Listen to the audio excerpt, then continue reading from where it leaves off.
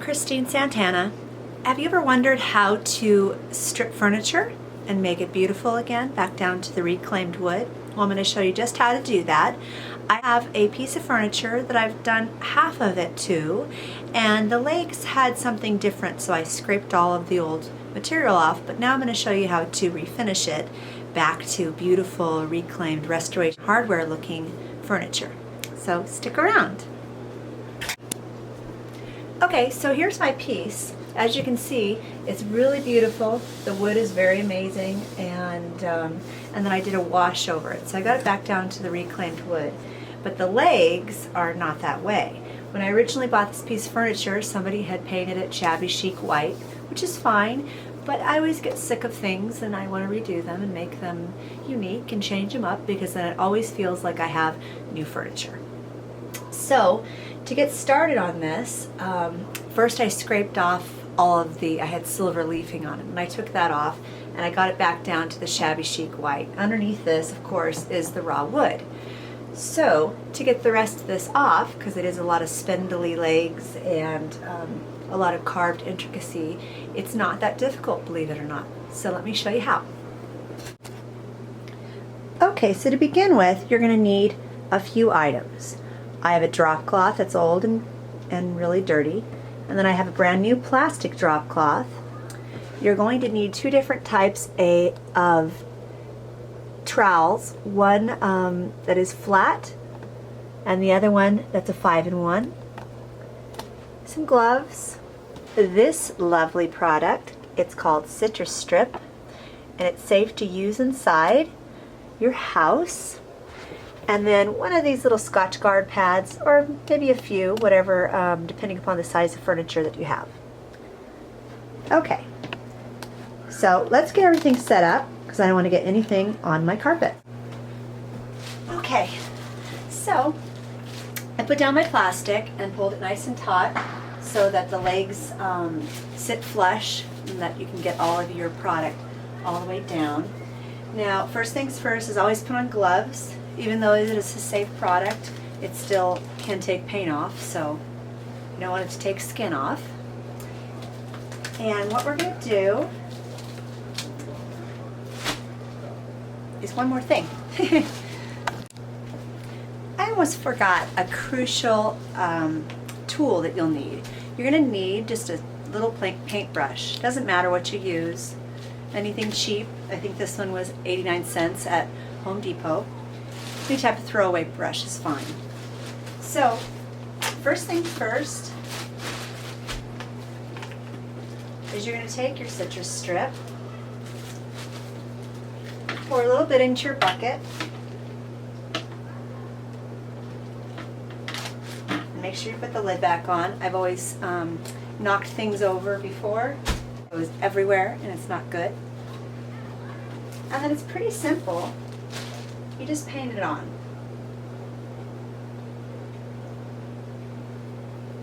So you want to cover all of the areas, and you're going to let it sit, because what it will do is start to bubble off the paint.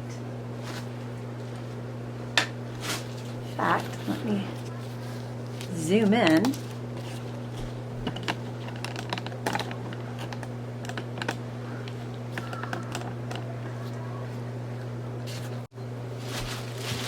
Okay, so now that I'm zoomed in, you can see what I'm doing up close. You can see why it's important to pull your plastic tight so you can get all of the paint off all the way down to the feet. Make sure you get all sides really well. And this stuff smells nice. It smells like oranges.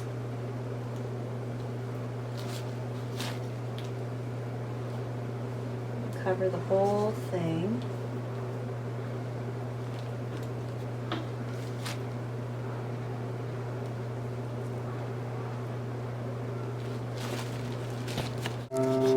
Okay, so as you can see, I fully covered every single aspect of the table. So basically, you just let this stuff dry well, not really dry, it'll start to bubble up. You can already see there's some crackling going on. And basically it'll start to bubble up the paint. So that takes about 15 minutes to do, so let's wait. Because eventually we want our wood to look like this once we get it all scraped off. Because the white's pretty ugly. Alright, so I'll see you in a little bit. Okay, hello. So, the stuff is dried and it's started to peel and bubble off my finish. As you can see, it just starts to pull right off. So I'm going to take my 5-in-1 and just get as much off as I can, because the rest I'm just going to take off with the green Brillo pad and some water. That's the easiest way to get the rest of it off, and then to sand it. So just start scraping it off. That's what we have the plastic drop for, so that it just lands on the drop and then we can just throw the drop away. Way easier to clean up.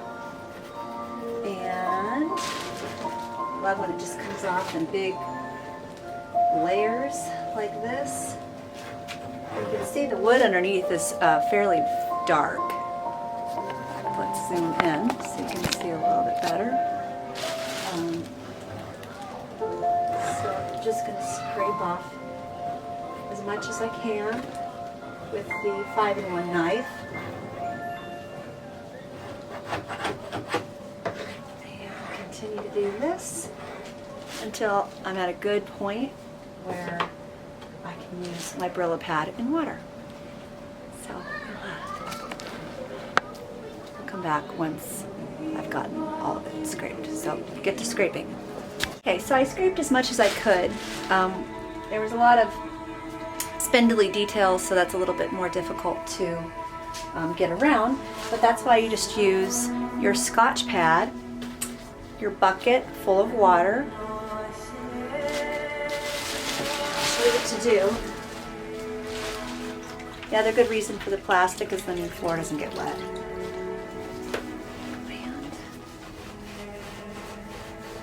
And you just start rubbing it. Look how much more comes off.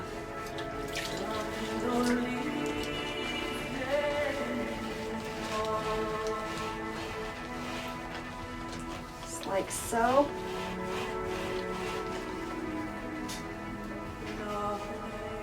I use the 5-in-1 for crevices to grab out extra material that you can't get. You can see it comes right off. So continue to do this till you got the entire mixture and as much paint off as humanly possible, and then you're going to sand the rest. And it's a wet sand, so it's not going to create dust. Okay? Okay, so I finished scraping all of the stuff off and then cleaning it with the Scotch-Brite pad as much as I could. So I'll bring it in closer so you can see what it looks like. And then basically what you're going to let it do, I've already taken the legs and folded over the plastic so that it's not sitting on wet material anymore, and all the gross material that we took off is now wrapped in the plastic.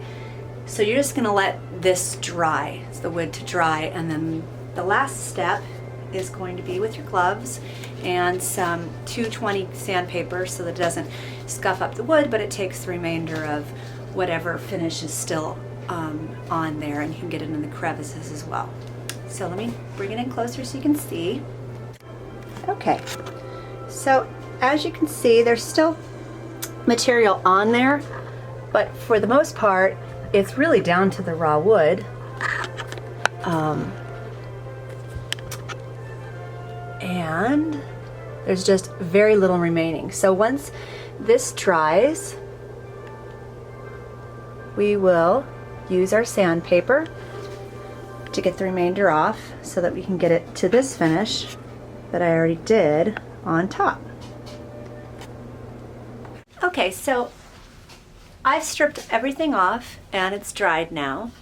And what I'm going to do next is take my 220 sandpaper and simply get the rest of this off, and it'll be nice and clean, and it'll be really soft wood, and then I'll show you what we do from there. So I'll show you what I usually do with sandpaper. Let me get a pair of scissors. Okay, so I always just cut it in half. It's easier to control, and then you can fold it like so. And then you still have all of these other areas that you can use if it gets eaten up or clogged. So put on your gloves again. Always keep your skin protected throughout this whole process. Because using sandpaper, you can sand your skin down just like you can wood. Okay.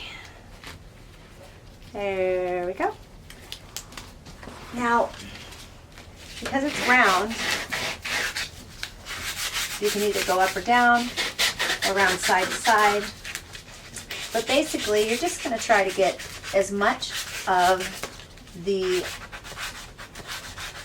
paint that's still on there off so that it is basically the raw wood. In fact, we'll zoom in on that.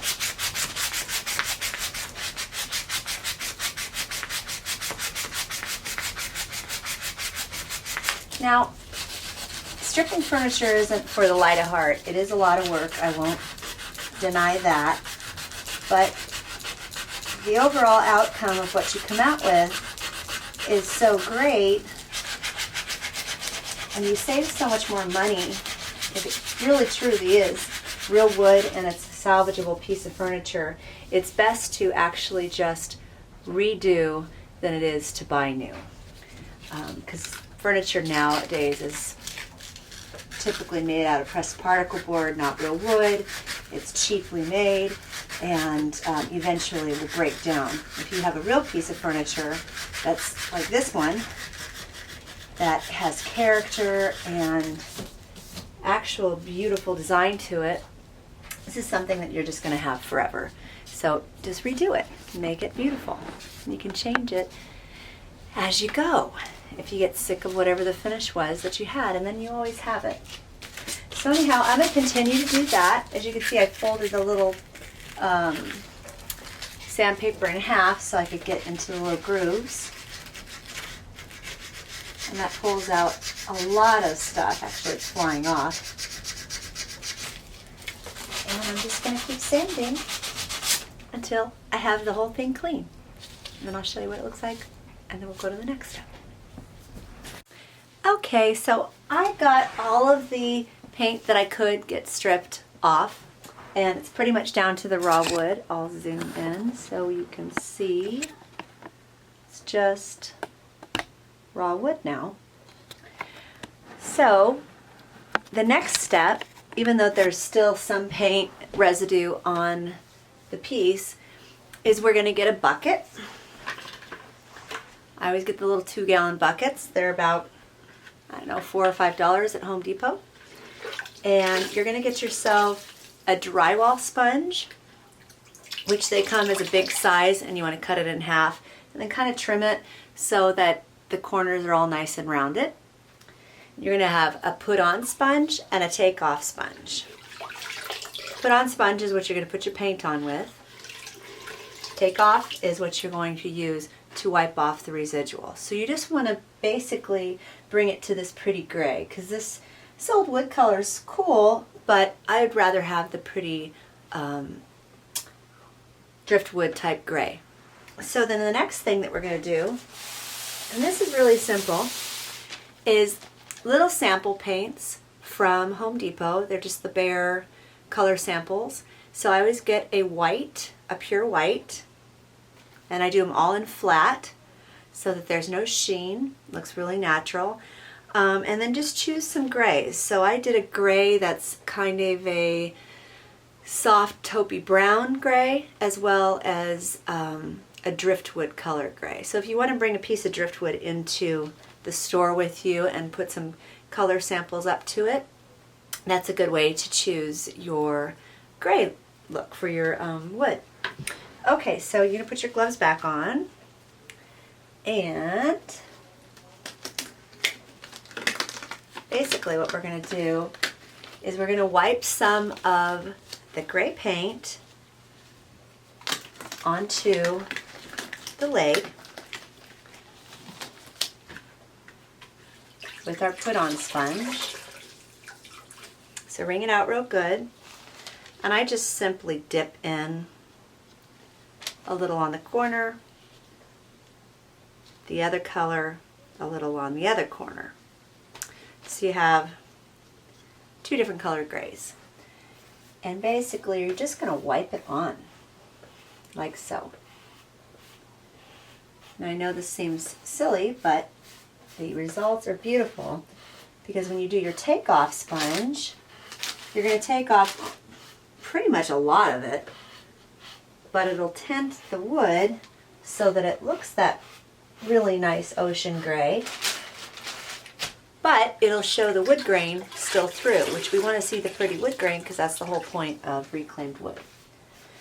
So basically now you're just going to wipe right off everything that you put on, like so.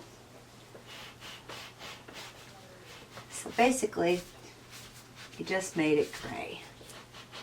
But now I want to see all the wood coming through. Like so.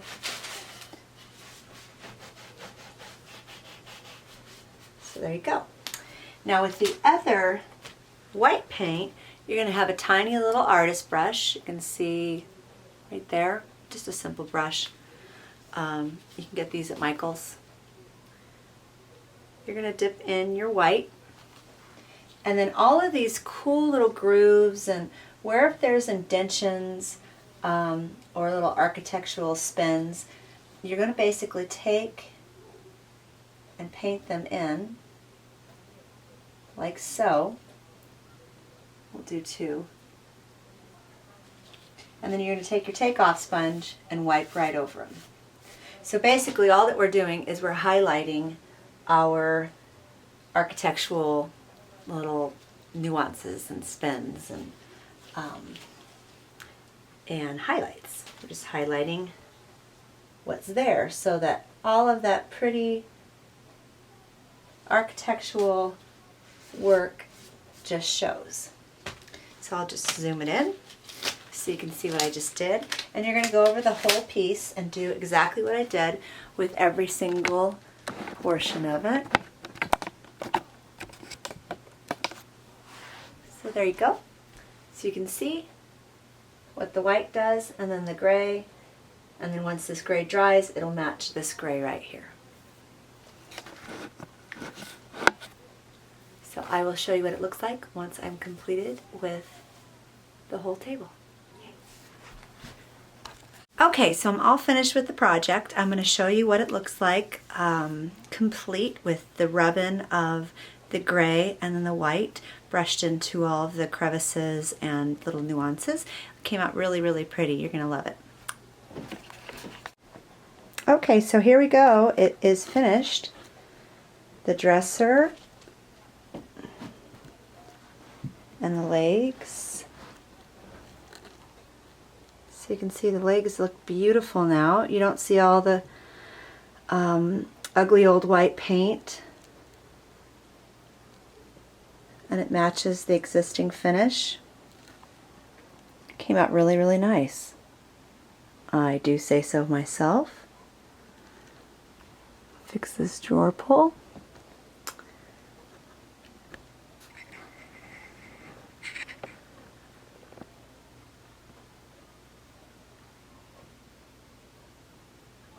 So now my job is complete, and that is how you strip furniture and make it look like reclaimed wood. Really, you are reclaiming it, getting it back down to its natural beauty. There you have it.